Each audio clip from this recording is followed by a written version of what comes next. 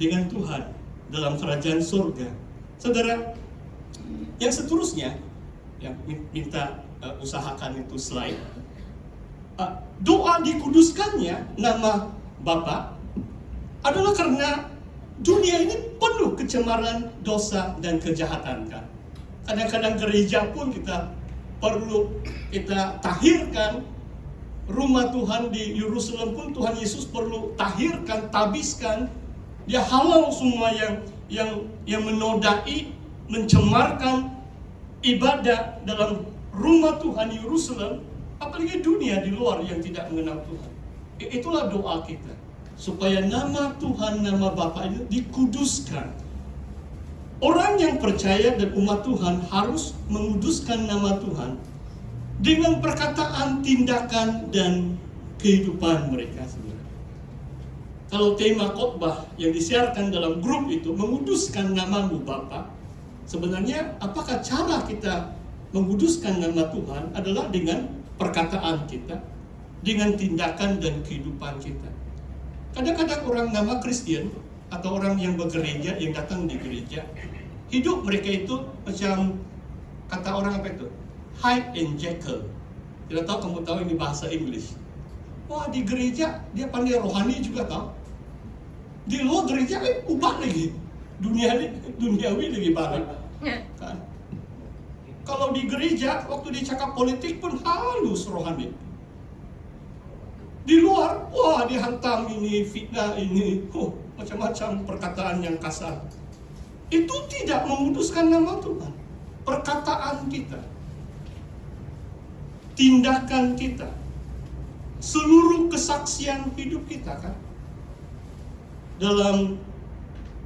Kalau dunia, kalau sebab Christmas baru berlalu, biasanya orang katakan adalah pesta pora dan consumerism. Tidak tahu kamu paham ini. Kalau Melayu pasti kadang-kadang susah, sebab saya masih lagi bahasa pertama saya masih bahasa Inggris. So orang merayakan dengan pesta pora. Kamu paham lah itu. Saya singgah juga 2 kali di kampung. Dan saya ambil keputusan awal sedikit balik di sini pun sebab saya tahu kalau saya singgah lagi di kampung, yang saya dengar adalah gong begini dan begitulah itu minum dari jauh pun saya boleh cium. Saya tidak mau mereka tuduh saya sombong, tidak mau ikut mereka dan sebagainya. Waktu saya balik di KK buat persiapan khotbah saya, itu pesta pora, itu dunia kan. Dan kalau consumerism ini adalah buat belanja, sebab dunia ini perayaan itu macam bisnis kan. Kalau kamu melewati di Suria, Christmas decoration, tahun baru Cina pun decoration, sebelah menyebelah saja. Sebab tamat saja Christmas, Chinese New Year sudah. Sebab mereka mau jual, mereka mau jadi hati-hati saudara. Maksudnya jangan kita terpengaruh dengan dunia. Itu Tuhan itu kudus. Tindakan kita, kehidupan kita. Jangan kita kuat belanja sampai ujung tahun habis duit kita. Ikut dunia kan, mungkin berubahlah tahun depan lah kamu. Tahun depan lah, jangan kuat belanja. Kalau sudah belanja kau beli buatlah itu. Tapi hati-hati. Sebab kita ini bukan consumer, mau belanja. Jadi saya beri contoh. Kalau saya sebut nama kampung atau persekutuan pun nanti saya takut orang salah paham. Ada satu kumpulan, ini saya melayani juga 2 bulan yang lalu, awal bulan 11. Jadi ada seorang minta saya bawa buku, jadi saya ada bawa buku. Tapi tiada orang yang beli waktu itu. Tapi jemaah itu ada yang beli. Kenapa kumpulan itu tidak beli? Sebab mereka buat baju, corporate mereka 2. Mereka beli hamper lagi. Mungkin separuh gaji habis bulan itu karena buat baju 2 yang cantik dan hamper lagi. Jadi buku rohani tiada duit sudah. Jadi saya tidak mau cakap. Ada jemaah masih beli. Haleluya. Kita bukan hidup seturut dengan dunia. Oke, saudara. Slide yang seterusnya. Ini bahagian yang menarik.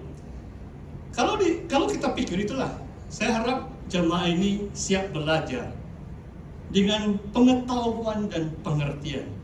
Dikuduskanlah namamu Bapa. Kalau saudara tanya, apa nama? Apa nama itu?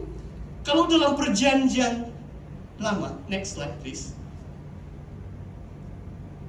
Musa juga bertanya, ini kali pertama Tuhan menyatakan nama pribadinya. Keluaran 3 ayat 14 dan 15. Memang kejadian pun ada nama Yahweh juga. Tapi ini kali pertama Musa beritahu kepada Tuhan yang menampakkan diri dalam itu semak duri yang terbakar namun tidak hangus dibakar oleh api itu. Dan Musa tanya, apa namamu Tuhan? Kalau nanti orang bertanya, siapa yang mengutus aku kembali ke Mesir untuk membebaskan mereka dari perhambaan, dari perbudakan di negeri Mesir. Dan di sini Tuhan menyatakan namanya, aku adalah Yahweh. Saudara lihat slide ini. Pastor hari ini ajar kamu dua perkataan, Yahweh dan Elohim. Kalau dalam terjemahan kita, aku adalah Tuhan Allah nenek moyangmu. Betul atau tidak? Kamu baca kitab kamu kan? Biasanya, tapi perkataan Tuhan kalau huruf besar, nah ini pasti mau beritahu kamu. Sebab Alkitab kita biasanya cetakan dari Indonesia, versi Borneo lebih kurang sama juga adalah setiap kali kamu lihat perkataan Tuhan huruf besar, perkataan aslinya Hebrew-nya adalah Yahweh. Okay? Yahweh itu nama pribadi. Dan Yahweh itu saya sudah sebut tapi saya mau ulangi, didapati sebanyak 6.800 kali. Ini estimate, mungkin lebih sedikit beberapa ini. Dalam kitab-kitab perjanjian lama, kebanyakan doa, 2/3 pujian doa Daud yang dinaikkan dalam kitab Mazmur, Daud menggunakan nama pribadi Yahweh. 1/3 digunakan Elohim, Tuhan. Saudara tahu Elohim? Elohim, God, Tuhan. Jadi dalam ayat ini, kalau lebih asli adalah aku adalah Yahweh. Tuhan menyatakan nama pribadinya kepada Musa. Jadi katakan, aku adalah Yahweh, Elohim nenek moyangmu. Tuhan nenek moyangmu. Tuhan Abraham, Tuhan Ishak dan Tuhan Yakub yang mengutus engkau kepada mereka. Inilah atau itulah Yahweh, namaku untuk selama-lamanya. I am Yahweh, the God of your fathers, kalau dalam bahasa Inggris, the God of Abraham, the God of Isaac, and the God of Jacob. Ya, kalau tahu sedikit bahasa Inggris, senang sedikit. Cuma saudara lihat, senang saja. Lain kali, setiap kali kamu buat renungan saat teduh, kalau huruf besar Tuhan dalam bahasa Melayu, bahasa Indonesia, biasanya dari Yahweh lah itu. Memang lebih baik kalau saudara tahu sedikit Hebrew lah. Dan perkataan God, Elohim, contohnya Kejadian 1 ayat 1. Pada mulanya Elohim menciptakan langit dan bumi. God created the heavens and the earth. Ya. Luar biasa kan? Tapi perkataan Elohim, God, 2.500 lebih kali dalam perjanjian lama. Nama pribadi Tuhan Yahweh jauh lebih kerap digunakan. Cuma sebab diterjemahkan dengan Tuhan, huruf besar, kadang-kadang orang yang percaya pun kalau hanya baca penerjemahan, kita lupa sudah itu nama Tuhan. Saudara paham maksud saya? Kalau pastor-pastor atau pemimpin yang tidak tahu sedikit bahasa Ibrani, tidak mungkin mereka dapat jelaskan ayat ini, saudara. Oke. Next slide. Mungkin terus pergi yang Shema. Saudara tahu apa itu Shema? Shema itu dengar. Perkataan Ibrani nih. Minta maaf tadi pastor bilang 2, mungkin 3 perkataan Ibrani hari ini. Yahweh, Elohim dan Shema. Okay. Shema is listen, hear, dengar. Saudara boleh Google, kamu type saja Shema, banyak itu YouTube dari orang Yahudi, orang Israel, mereka ada lagu. Sebab Shema adalah penyata iman utama orang Yahudi. Dan saya mau buktikan kepada saudara, Tuhan kita Yesus Kristus, dia juga percaya kepada Shema. Shema ini, dia Ulangan 6 ayat 4. Hai, dengar hai orang Israel. Tuhan itu Allah kita. Tuhan itu Esa. Kalau dalam terjemahan bahasa Indonesia lah. Kalau lebih tepat, kalau dalam yang asli itu adalah Yahweh itu Tuhan kita, Elohim kita. Yahweh itu Esa. Maksudnya siapa Tuhan umat Israel? Nama dia adalah Yahweh. Yahweh itu Tuhan kita. Pasti baca saja. So, saya janji 3 saya perkataan. Yahweh, Eloheinu, Yahweh Echad. 4 saya perkataan. Yang paling penting dalam pengakuan iman orang Yahudi 4 saja. Yahweh Eloheinu, maksudnya Yahweh adalah Tuhan kita. Yahweh Echad. Yahweh itu satu, Esa. Yahweh itu Esa. Dan bagaimana kita percaya Tritunggal itu, mungkin nantilah saya akan buat seminar. Sebab kalau bahas Tritunggal, jam 1 petang tidak selesai khotbah saya. Saya pun tidak mau khotbah lebih 1 jam. Haleluya. Saudara, yang penting kamu faham.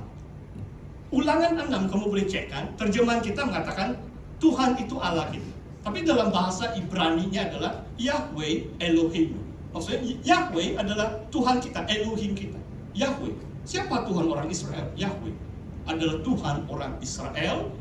Dan Yahweh itu Tuhan orang Israel itu satu. Bukan macam ilah-ilah lain atau Allah-Allah lain.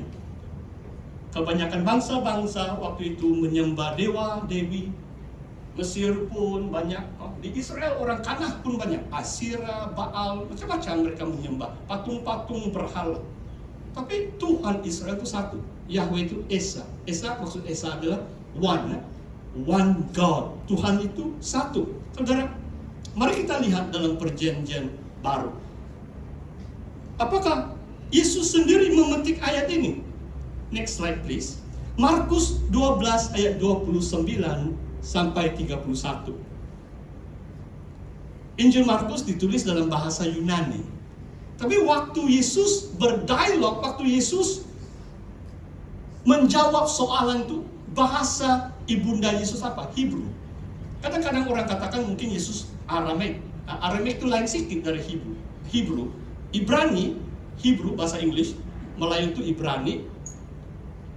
Tapi dalam Injil Yohanes ditulis dalam bahasa Yunani. Cuma saya mau katakan sebab Yesus petik Shema.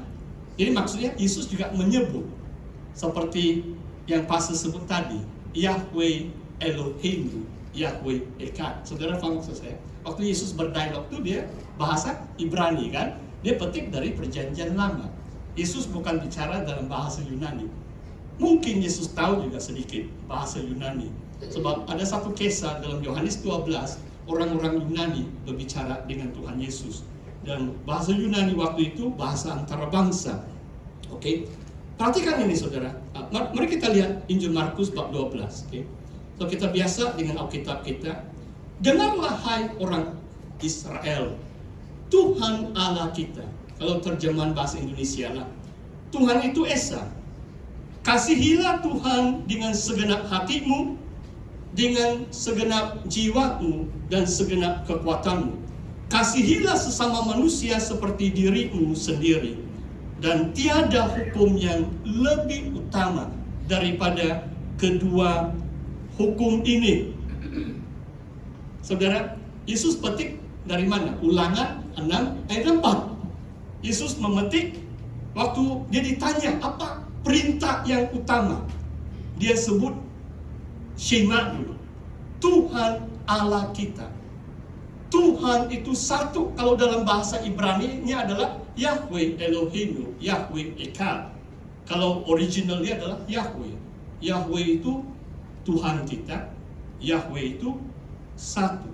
Saudara, kenapa itu penting? Kalau saudara baca ulangan, Yesus petik juga itu. Setelah saja itu nama Tuhan itu dinyatakan, perintah di ulangan sama juga dalam Injil Markus. Kasihilah Tuhanmu dengan segenap hati. Maksudnya kita mengenal Tuhan ini dan kita mengasihi Tuhan dengan segenap hati kita. Saudara, next slide please.